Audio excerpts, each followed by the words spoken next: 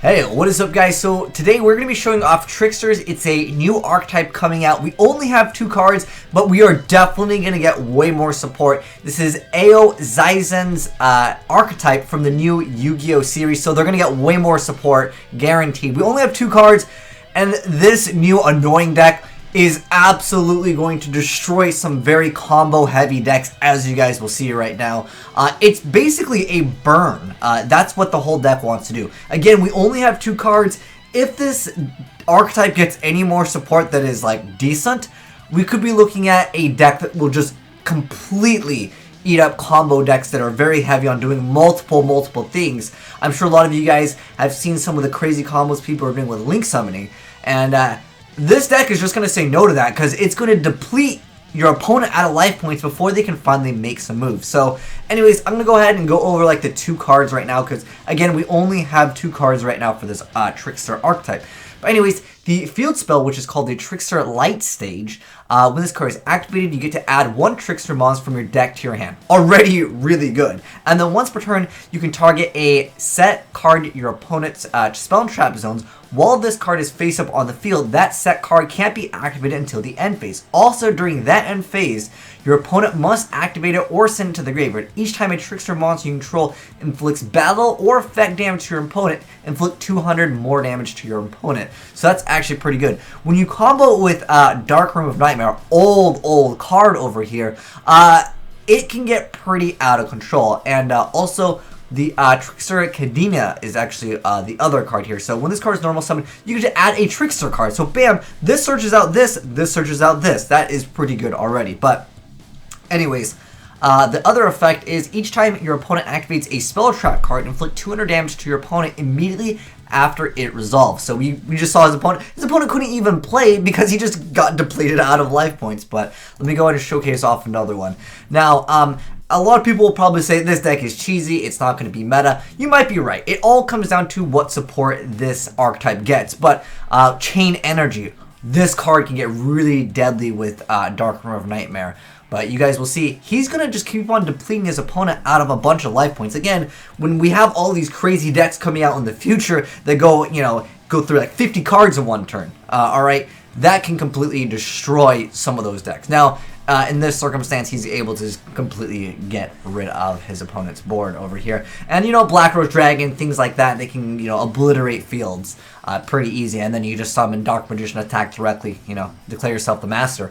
But nonetheless, I still think that this archetype has a little bit of a chance, especially, again, since it's one of, I guess, the main characters from the new VRAINS anime. But I think that this is going to be a really annoying deck to face up against, but I think more than likely people will just try to like blow up the field. It looks like you have to invest heavily into it right now. Like, you got to have Chain Energy, you got to have this, you got to have this. Like, it requires too many combo pieces, and if you get rid of like 1 key card, they could fall apart really fast. On top of that, we have that new like Dust Tornado card that gets rid of 2 cards. So that can definitely make this deck not as strong. But again, I want to showcase it early just in case any of you guys want to try and mess around with it. Please don't play this deck against me, man, because I don't like these kind of decks where it's just like you legit can't even really do anything against it.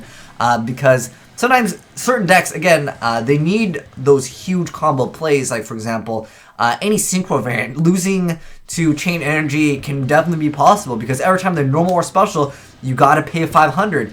And on top of that, if you already have low life points because of all of the stuff, the shenanigans that goes on. Now this one, I want to say it might have been my favorite replay from Tsubasa over here because it actually lost. But anyways, we got it against someone else playing OP anime cards. Now, Tsubasa, he's playing a normal deck. There ain't no pot of green here, but his opponent is playing straight up broken cards. Apparently, they also did draw 2 per turn.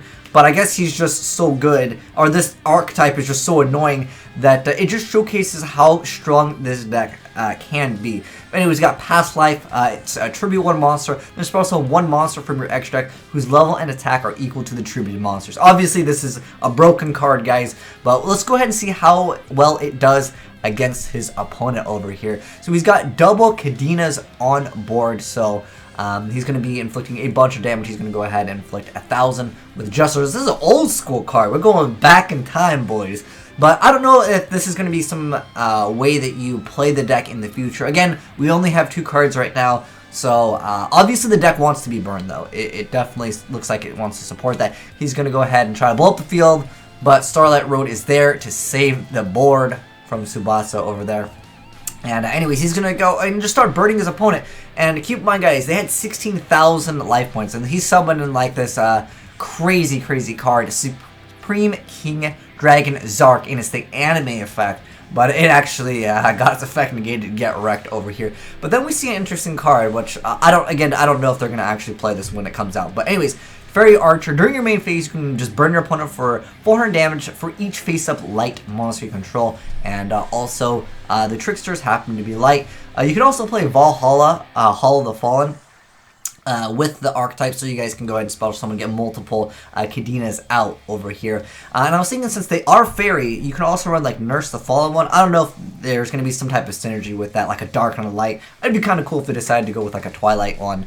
But nonetheless, you guys will see this card can get really annoying, especially when you have things like Messenger of Peace. But things like Wave Motion Cannon, Messenger of Peace, they're a little bit outdated though. I feel like most decks will just be like, okay, Castell bounce back, you know, obviously attack attack over everything, you know, Dark Magician attack directly for game. But I think that again, it's something different. We haven't seen anything that's burn related that has been like really strong. You know, a while. I think the last one we had was last year with the Monarch FTK. Obviously, FTKs are not something most players enjoy unless they're the person doing the FTK. Now, this one doesn't exactly pull off an FTK, but it puts your opponent in a scenario where like they have to really limit some of their plays. And you can see he just like burns his opponent, which is playing broken anime cards for game over here. And next up we have it versus Gustos, and I got two more quick little replays, but I want to know what you guys think of this. Do you guys think it has a chance? Obviously, we have to wait and see what it gets. But as of right now, I think if you open up correct in this deck, it could just be like automatically win. If you get Chain Energy, the Dark Room of Nightmare, and then you have like your setup, maybe something to protect you from getting like absolutely destroyed, yeah, it can be okay. But again, it's not too meta. It's just more of a pain to deal with, like very annoying. But it definitely does limit, again, combo decks that like to search out for multiple cards in one turn. In addition to that, the Dark Sanctuary card can be pretty annoying as well, making it so your opponent takes the damage instead. Look, he flips the coin, his opponent takes the damage, and then, oh, Darker Nightmare, burn your opponent for another 300. But when a lot of these decks get that setup, it's so easily like destroyed by most of, you know, what's in the meta. Like a lot of things can just like obliterate the field. Most of these burn decks, they lose advantage relatively quick because they need to be able to burn really fast. Otherwise, yeah, they will not really have like a rebuttal. There's no like, oh, I top deck this card and I'm coming right back into the game, because they just don't have access to it. There's not like a great top decking potential that this deck can have. But anyways, he's going to go ahead and make a Beatrice. He's going to go ahead and then respond by putting Bewildering Wind, or Lost Wind, face down over here. And the Gusto player is going to go ahead and try to summon a bunch of cards. And obviously Chain Energy can get quite annoying for any deck to deal with. And he's got that Luna Lights. Whoa, that's crazy. Luna Light, Speedroid. Well, I guess you could throw Speedroids in pretty much anything, right? But anyways, he's going to go ahead and stop Scribe Dragon's effect and also halving its attack. He's got the old school Marshmallow here face down. And then he's got Ring of Destruction also, and then he goes ahead and activates Ring of Destruction, getting rid of the blow up bulb so he can't go for any plays. He almost burns him for game over here, and I love the ending of this because he only has 100 life points, and the guy's probably like, oh my gosh, I gotta do something. He's gonna go ahead and return the Gusto to his hand. He's gonna regret that later once he finds out what the heck is face down over here, and he's gonna go ahead and draw some cards. He's going to go ahead and then top deck into the Trickster Light stage. He's going to draw into Kadena over here, and he's just going to go ahead and end his turn.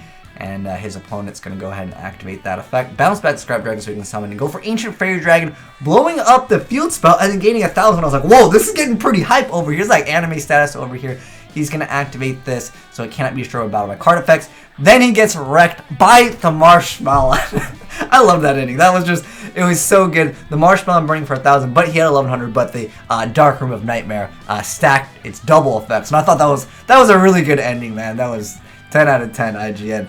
But next up, I don't know what this guy was smoking here. I'm sorry, Danny, but why would you mix Gladiator Beast and Shadal's? Like, I just think that's crazy. I mean, I like innovative decks, don't get me wrong, Danny, but Gladiator Beast, you really need to have consistency. And when you mix in the Shaddolls and you don't have the fusion, it doesn't look too good, man. But I will give him credit. Again, I've made a lot of really innovative decks that they sound dumb, but then when you play them, like, maybe I'm wrong, maybe Danny is on some next level intelligence over here, because sometimes you look at something and it looks bad, but then you play it and you're like, oh, this is actually pretty good.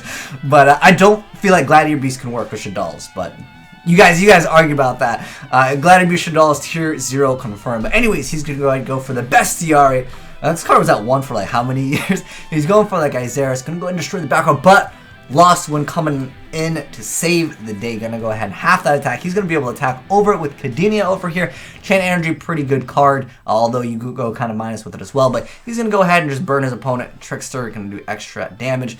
But look, this is the problem with Glad Beast. Like, oh my gosh, no Shaddol fusions, man. Rip you. But I thought it was kind of cool that he was actually playing that. But we got one last replay, and then I'll give you guys the brief rundown of the deck profile and show you guys some other cards. I think we're going to have to change up this deck. Aoi Zaizen will probably get way more support. Just in the picture over here, we can see 4 different fairies. So I guarantee you there's way more than just like one. Like, I mean, are we going to get the, what is it, the Dust On treatment? Like, the Dust Ons, they got like 1 Dust On at a time. Like, I think it was just House Dust On, which was like the first card. And then like, that's all we had for a little bit. But I'm sure, again, this will get support because it's one of the characters from the anime. Let me know if you guys like this waifu. I think she's a little weak. I think if she had white hair and also if her name was 2B, then we're looking at a much better waifu. But nonetheless, his opponent, I don't know what you're playing, the Amazon, the Seas, but nonetheless, Ring of Destruction is still a pretty decent card. Is it still at 1? Actually, hold on. Let's go to the deck profile from Tsubasa. Shoutouts to you, man, for building this deck. Is Ring of Destruction still, what is it in the OCG? They have it 3? Oh, okay. It's still at 1. Let's say if it's at 3, we could have some potential here, but just kind of wanted to go over some cards. Some of them we didn't really see at all, but I just wanted to mention them. But anyways, so again, I went over most of the cards, but I want to go over some of the cards that we didn't talk about. So Chain Energy, really good. Pay 500 basically to do anything. And then this, you have the consistent extra bonus burn. And like you guys saw, it was chaining off of chains. So you know what I thought was really good? There's a card called Accumulated Fortune. We were seeing about up to like 5 chains. This could be pretty good. You activate it as a chain link 4 or higher and you just draw 2 cards. That can be kind of good because a lot of your stuff will linger on the field over and over. So that can be good. Omnious Fortune Telling can also be a really interesting card because if you add this plus the Dark Room Nightmare, that's 1,000 damage per turn potentially. And then on top of that, you get to check your opponent's hand. You get to keep on looking at 1 card. It's an interesting, cheesy little card. I don't feel like this deck can go off and just FTK at the moment, but, you know, this card can be one of those cards that can get really annoying for your opponent. And again, if they start setting a bunch of cards, you can make it so they either have to activate it, which a lot of times the conditions won't be met, or they're just going to have to send it to the graveyard. So the light stage can be a pretty good card as well. There's Mask of Accursed. The monster can't attack, and then it takes 500 damage. If it negated the effects, this card would be really good. Same thing with like Nightmare Wheel. This makes it so they can't attack, and then and you get to burn your opponent for 500 damage. I feel like it's too slow in this day and age. You have to like stop effects plus make it so they can't attack, and that's really where I think this deck can fall apart. Although letting them attack might not be a bad thing because you can Dark Sanctuary them. But a lot of old school cards, Just Desserts, Secret Bail, just to do some burn damage to your opponent. And then there's other things to protect your Kadenia. Like you guys saw, it can get pretty fast as far as burning your opponent over and over again.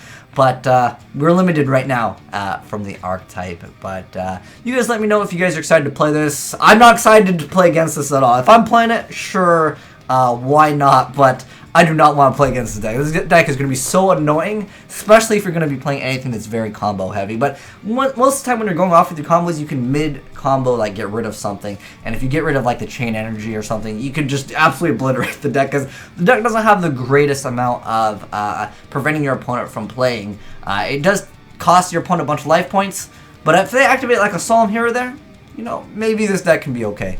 But I think we'll have to wait and see how good the deck is. But I just wanted to give you guys an early showcase, and shout out to Tsubasa for showing up what the deck can potentially do. But thanks for watching, guys. If you enjoyed the video, make sure you guys give that like button a slap, a Reno, and hit that subscribe button for more Yu-Gi-Oh videos.